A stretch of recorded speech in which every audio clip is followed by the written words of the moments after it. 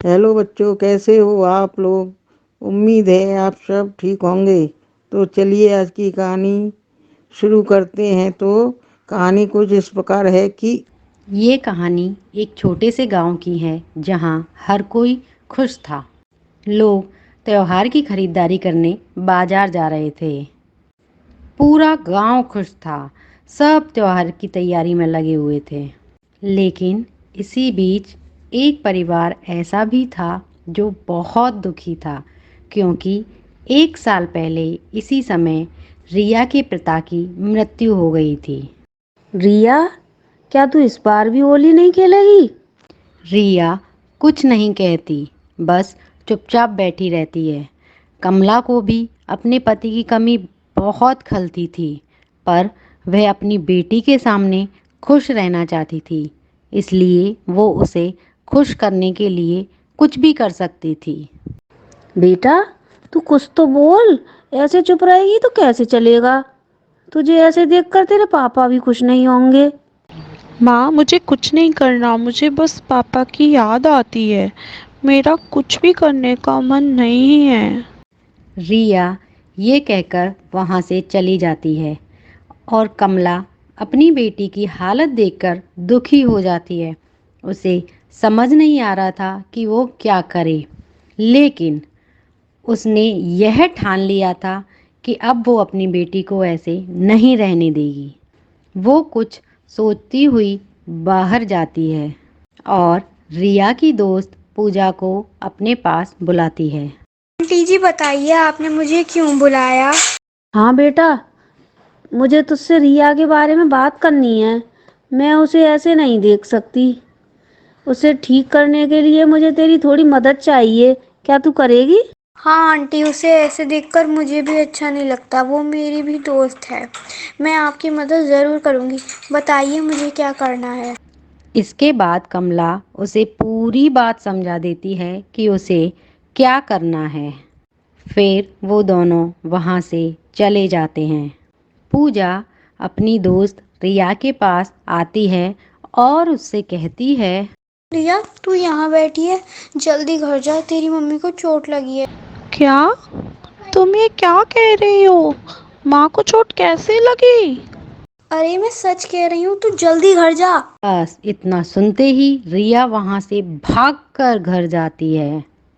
माँ, माँ, अचानक ये चोट कैसे लगी?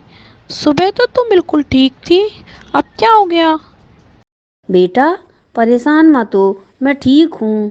मेरा पैर फिसल गया था और पैर की हड्डी टूट गई है, इसलिए ये प्लास्टर है।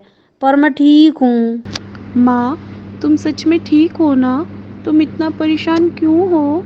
हाँ बेटा, मुझे बस एक ही चिंता है कि मैं इस टूटे पैर से चल नहीं पाऊंगी।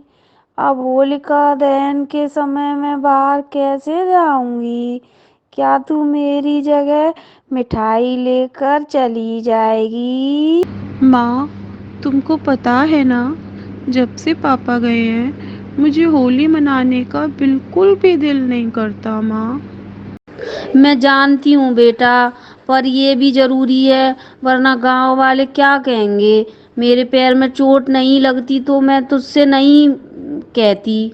ठीक है माँ, तुम ठीक नहीं हो, बस इसलिए मैं चली जाऊंगी। मेरी प्यारी बच्ची, आज शाम को होलिका दहन के समय सबको मिठाई देकर आना और मेरी तरफ से शुभकामनाएं भी। इसके बाद रिया वहाँ से चली जाती है। रिया अपनी माँ के लिए शाम को होलिका दहन के समय बाहर चली जाती है।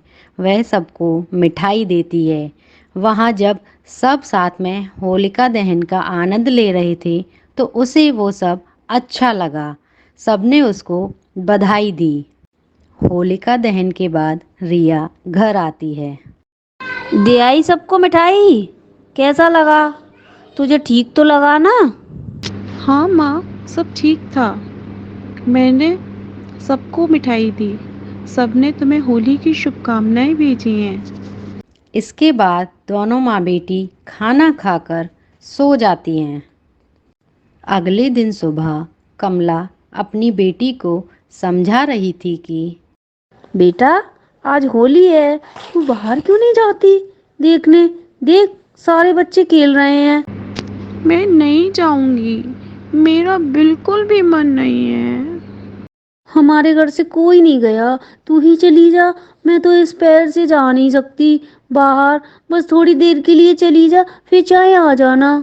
रिया अपनी माँ की बात मानकर बाहर चली जाती है और जहाँ सारे बच्चे खेल रहे होते हैं उनको देखकर उसका मन भी खेलने को करता है, क्योंकि वो भी तो बच्ची है और वह भी उनके साथ खेलने लगती है, जिससे उसे बहुत खुशी मिलती है और वो खुश हो जाती है। माँ, मैं घर आ गई, मुझे बहुत मज़ा आया माँ। अरे ये क्या, तुम्हें तो पैर में चोट लगी थी ना, ये ठीक कैसे हो गई माँ? बेटा मुझे तुझे खुश देखकर बहुत अच्छा लगा। मैंने तुझे झूठ बोला और तेरी दोस्त से भी बुलवाया। मेरे चोट नहीं लगी थी, बस नाटक था। मैं बस तुझे खुश देखना चाहती थी। अगर मैं ऐसे नहीं करती तो तू कभी बाहर ही नहीं जाती। झूठ बोलने के लिए मुझे माफ कर दे। कोई बात नहीं माँ, तुम्हें माफ़ी मांगने की कोई ज़रूरत नहीं है। मैं समझती हूँ ये सब तुमने सिर्फ मेरे लिए किया है, बल्कि तुम मुझे माफ़ कर दो, मैंने तुम्हारा बहुत दिल दुखाया था। इसके बाद दोनों खूब हंसते हैं और फिर खुशी खुशी रहने लगते हैं। तो इस कहानी से हमें शिक्षा मिलती है कि हमें अपने दुखों के साथ लेकर नहीं चलना चाहिए, क्योंकि अगर हम ऐसा करेंगे तो जीवन में कभी ना हम सुखी रह पाएंगे ना हमसे जुड़े लोग। ऐसी मज़ेदार कहानी देखने के लिए हमारे वीडियो को लाइक करें, शेयर करें, हाँ, और हमारे चैनल को ज़रूर सब्सक्राइब करें। धन्यवाद।